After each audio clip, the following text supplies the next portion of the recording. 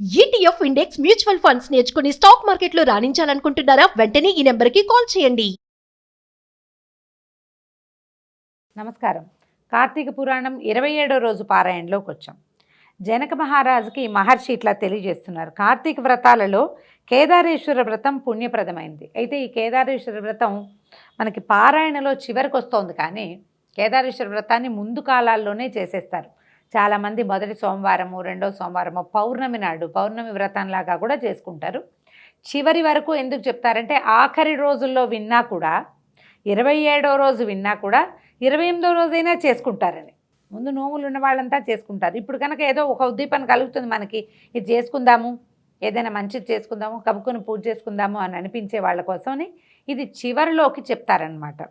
అయితే ఈ కేదారేశ్వర వ్రతం పుణ్యప్రదమైనది, పరమేశ్వరునికి అత్యంత ప్రీతిదాయకమైన వ్రతం. బోళాశంకరుడైన పరమేశ్వరుడు ఈ వ్రతం ద్వారా తన కరుణా కటాక్షాల వల్ల అపారమైన సిరి సంపదలను, సకల శుభాలను ప్రసాదిస్తాడు.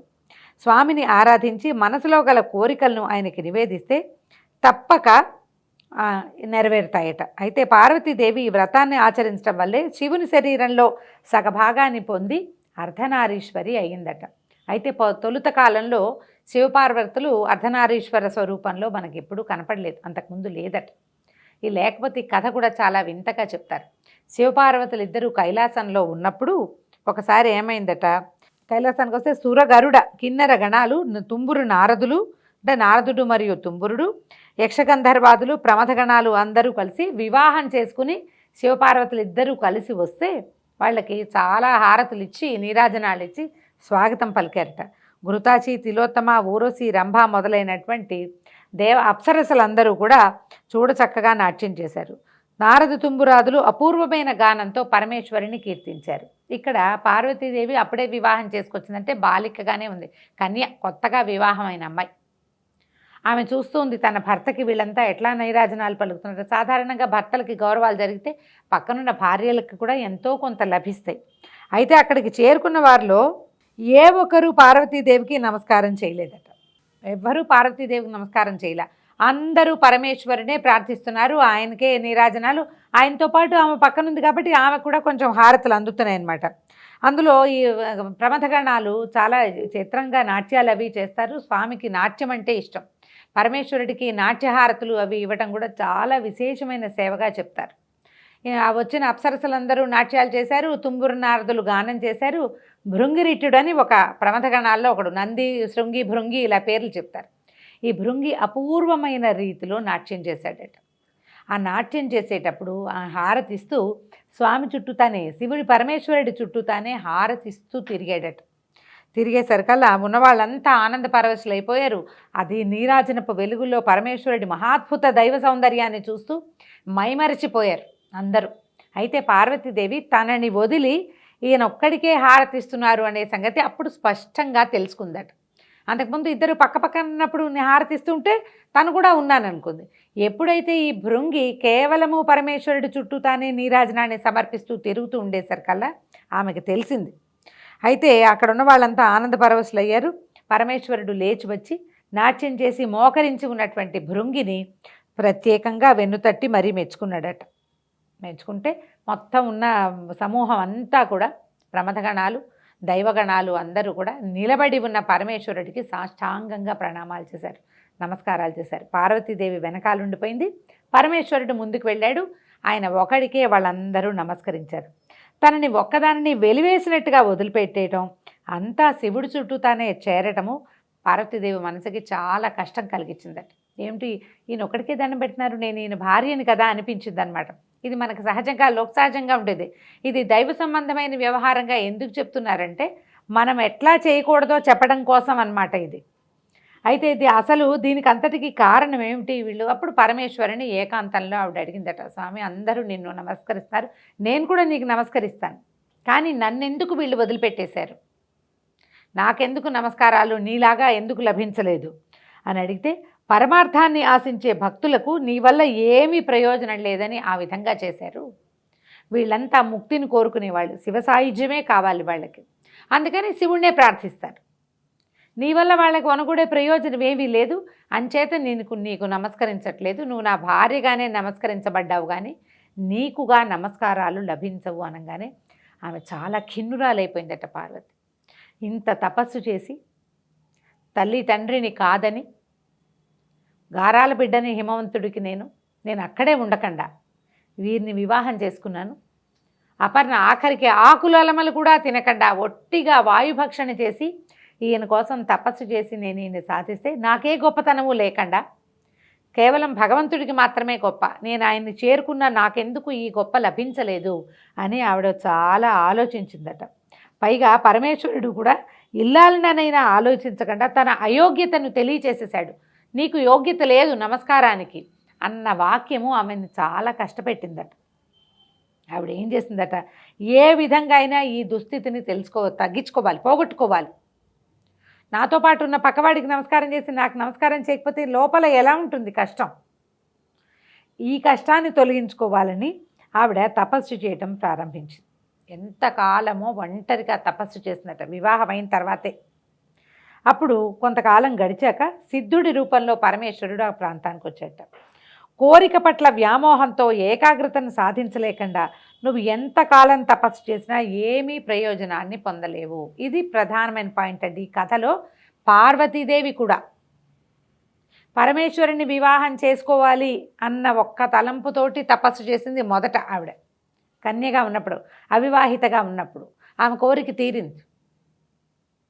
కానీ ఆమె వివాహిత అయిన తర్వాత ఇట్లా అంటే తనకి గౌరవం లభించలేదన్న దాంతో చేసావు, నీకు ఏకాగ్రత కుదరటల.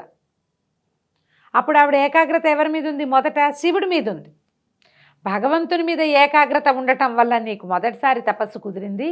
ఇప్పుడు నీకు భగవంతుని పట్ల ఏకాగ్రత లేదు, నీకు నీ మీదే ఉంది మనసు. ఇది కాదు ఉండవలసింది. నా కష్టం తీరాలి అన్న ఆలోచనతోటి చేసే పూజ పూర్తి స్థాయిలో ఫలించదు. ఈ కథలో మనకి ప్రత్యేకంగా చెప్పేది అదే.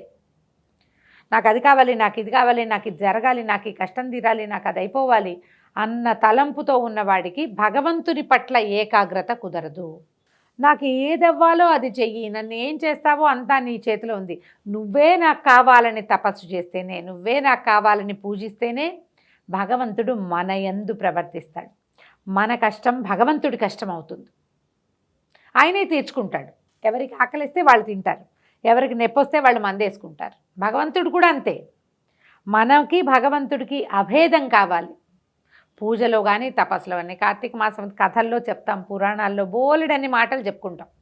ఇప్పుడు దీపం పెడితే ఇది తొలుగుతుంది, దానం చేస్తే ఇది వస్తుంది, అష్టైశ్వర్యాలు కావాలంటే ఫలానాది చేయండి అని. ఫలానాది నీకోసమే చేసుకుంటే ఎట్లా? భగవంతుడి కోసం కదా చేయాలి. ఈ వాక్యాలు సాక్షాత్తు పరమేశ్వరుడే పార్వతీదేవికి ఉపదేశించాడు. ఏం చెప్తున్నాడు? నువ్వు ఎంతకాలం ఇలా తపస్సు చేసినా కుదరదు. కాకపోతే ఇది రేపు కార్తీక మాసం రాబోతుంది. బోళాశంకరుడైన ఈశ్వరుడు కేదారేశ్వరుడు అన్న పేరుతో భక్తులని ఉద్ధరిస్తాడు. దానినే కేదారేశ్వర వ్రతము అంటారు. ఈ వ్రతం చేసేవాళ్ళు నిష్ఠతో భక్తితో స్వామిని ఆరాధిస్తూ తమ కోరికను విన్నవించుకుంటే అవి నెరవేరుతాయి, ప్రతిష్ట ప్రగతి కూడా సిద్ధిస్తుందని చెప్పాడట. అంటే పార్వతీదేవిని కరుణించే ఉద్దేశంలో ఇది ప్రజలకి మనకి మేలు చేయడానికి, లోకోపకారం కోసం చేసిందే. ఎప్పుడు కూడా మామూలు రోజుల్లో పూజా విధానాల కంటే కూడా పర్వదినాలలో చేసే పూజ భగవంతుని ఉద్దేశించి చేసేది. ఇది మహాపర్వదినం. ఇప్పుడు సూర్యచంద్రులు ఇద్దరూ సమానమైన గతుల్లో ఉంటారు, ఈ గతిలో ఉంటారు. నక్షత్రాలన్నీ కూడా అందరూ భగవంతుని వైపు తిరుగుంటారు. వారితో పాటు మనం కూడా భగవంతుడి వైపుకి తిరిగిపోతే వారందరికీ లభించే మహాద్భుత ఫలితంలో మనకు కూడా భాగం లభిస్తుంది. కాబట్టి తప్పకుండా పర్వదినాలలోనూ ఏవి పర్వాలని చెప్పారో, ఏం చేయాలని చెప్పారో ఆ క్రియా విధానాన్ని చేయాలి. అలానే ఆనతిచ్చాడు. ఇచ్చేసరికల్లా ఈవిడ ఏం చేసిందట, సిద్ధుడు చెప్పిన ప్రకారంగా పార్వతీదేవి తన కోరికను పరమేశ్వరునికి నివేదించుకుంటూ, అంటే నాకు కావాలి అని అడగలేదు, నాకేం కావాలో ఏం చేయాలో అది నువ్వు చెయ్యమన్నది అని నివేదిస్తూ కేదారేశ్వర వ్రతం చేసి పరమేశ్వరిలో సగం శరీరాన్ని పొంది పరమేశ్వరిని అర్ధాంగి అయ్యింది. దీనినే కేదారేశ్వర వ్రతము, కార్తీక నోము అంటారు. ఈ కార్తీక మాసంలో 4 సోమవారాల్లో 4 సోమవారాల్లోనూ 3వ సోమవారము కార్తీక పౌర్ణమి ప్రసిద్ధమైనవి, సిద్ధిప్రదమైనవి అని చెప్తున్నారు. చివరి సోమవారం నాడు కూడా చేసుకోవచ్చని మనకి పెద్దవాళ్ళు, గురువులు, పురోహితులు ఉపదేశిస్తారు. ఆఖరి రోజునైనా సరే, మాస శివరాత్రి రోజునైనా సరే మనం తప్పకుండా ఈ కేదారేశ్వర వ్రతం చేసుకోవచ్చు. భార్యాభర్త ఇద్దరూ కలిసి చేసుకునే పద్ధతి వాళ్ళ ఇళ్లలో ఉంటే దాన్ని కంటిన్యూ చేయొచ్చు. అలా కాని పక్షంలో మనం ఈ కథ విన్నాము. ఇప్పటిదాకా ఏంటంటే కార్తీక మాసంలో ఏం చేస్తాం, కార్తీక దామోదర ప్రీత్యర్థం అని విష్ణు ప్రీతి కొరకు శివారాధన చేస్తాం. ఈ కేదారేశ్వర వ్రతం మాత్రం కేవలము శివుని అనుగ్రహాన్ని పొందటం కోసమే కేదారేశ్వర వ్రతం అహంకరిచి అని సంకల్పం చెప్పుకుని కేదారేశ్వర వ్రత కల్పం అన్ని పుస్తకాల్లోనూ దొరుకుతుంది. ఏదైనా ఒక పుస్తకం సంపాదించి మనం 27వ రోజు వింటున్నాం. ఇంకా 28, 29, 33 రోజులు ఉన్నాయి. 30వ రోజు అమావాస్య కాబట్టి సాధారణంగా క్రియలు ఏమీ చేయలేకపోతాం. పైగా ఈ సంవత్సరం 29వ రోజుకే మనకి కార్తీక మాసం పూర్తయిపోతుంది. ఇంచుమించుగా ప్రతి సంవత్సరము ఇలాగే అవుతుంది, తిథులు తొందరపడతాయి కాబట్టి. ఇంకా 2 రోజులు, ఈ 2 రోజుల్లో అయినా సరే పెద్ద విశేషంగా ఏమిటో చాలా కావాలని ఏమనుకోవద్దు. తేలికపాటి పూజా విధానంగా సంకల్పం చెప్పుకుని మనం శివ పూజ చేసుకోవచ్చు. దానికోసమని చివరి భాగాల్లోనే ఇది చెప్పబడింది అన్నమాట. సాధారణంగా కార్తీకంలో ఒక చిన్న విధులు చెప్తారు, ఫలానావి తినచ్చు, ఫలానావి తినకూడదు అని. ఇప్పటిదాకా పాటించలేకపోయినా కూడా ఈ చివరి రోజుల్లో అయినా సరే మనం ఇది పాటించవచ్చు. కొన్ని విధి నిషేధాలు చెప్తారు. ఇంగువ, ఉల్లిపాయలు, వెల్లుల్లిపాయలు, ముల్లంగి, దుంపలు, గుమ్మడికాయలు, శనగ, పెసర, అలసందలు, నువ్వులు నిషిద్ధం, తినకూడదు. వీటిని మానేస్తే చివరి 2 రోజులు మానేసినా సరే మీకు ఫలితం లభిస్తుంది. తర్వాత మాంసాహారం నిషిద్ధం, చివరి 2 రోజులైనా. ఇట్లు నిషిద్ధమైన వస్తువులు తింటే 7 జన్మాల దరిద్రం సంప్రాప్తిస్తుందని శాస్త్రవచనం. మరి ఇప్పటిదాకా తినేసామండి, ఈ 2 రోజుల్లో మనం మానేస్తే మాత్రం ఏమొస్తుంది అంటే మంచి పని ఒక్కసారి చేసినా సరే, ఒకసారి చేసినా కూడా ఫలితం ఇస్తుంది. ఇది కార్తీకం కాబట్టి ఇప్పుడే విన్నాము, ఇవాళే తెలుసుకున్నాము కాబట్టి మానేద్దాం అని భావించినా ఆల్రెడీ వింటూ ఉన్నవాళ్ళు కూడా ఇతరులకు ఎవరికైనా ఇదిగో ఇలా ప్రత్యేకంగా చెప్పారు, చివరి 2-3 రోజులైనా మానేస్తే కూడా మంచిదేట అని చెప్పి చేయించగలిగితే మంచిది. దేవాలయ దర్శనం తప్పనిసరిగా చేయవలసిన విధి కార్తీకంలో. చివరి 3 రోజుల్లో ఏ రోజు కుదిరితే, ఏ పూట కుదిరితే ఆ పూటైనా, అమావాస్య నాడు కూడా దర్శనం చేసుకోవచ్చండి. శివాలయానికి వెళ్ళొచ్చు, విష్ణువాలయానికి వెళ్ళొచ్చు. సమీపంలో ఉన్న ఏ ఆలయంలో అయినా దీపారాధన చేసుకోవచ్చు. దీపదానాన్ని అందరూ స్వీకరించట్లేదని కొంచెం బాధపడుతున్నాం. దేవాలయంలో దీపం పెట్టి వదిలిపెట్టి వచ్చేసినా కూడా ఫలితం లభిస్తుంది. తర్వాత కంచు పాత్రలో భోజనం చేయకూడదు. ఆదివారం ఇంకా రాదనుకుంటా కొబ్బరి, ఉసిరి తినకూడదు. తర్వాత భోజన సమయంలో మౌనంగా ఉండాలి. కార్తీక పురాణం తప్పకుండా వినాలి. చివరి 3 రోజులైనా సరే పురాణాన్ని వినే ప్రయత్నం చేసుకోండి. దీంతో 27వ రోజు పారాయణ పూర్తయిపోయింది.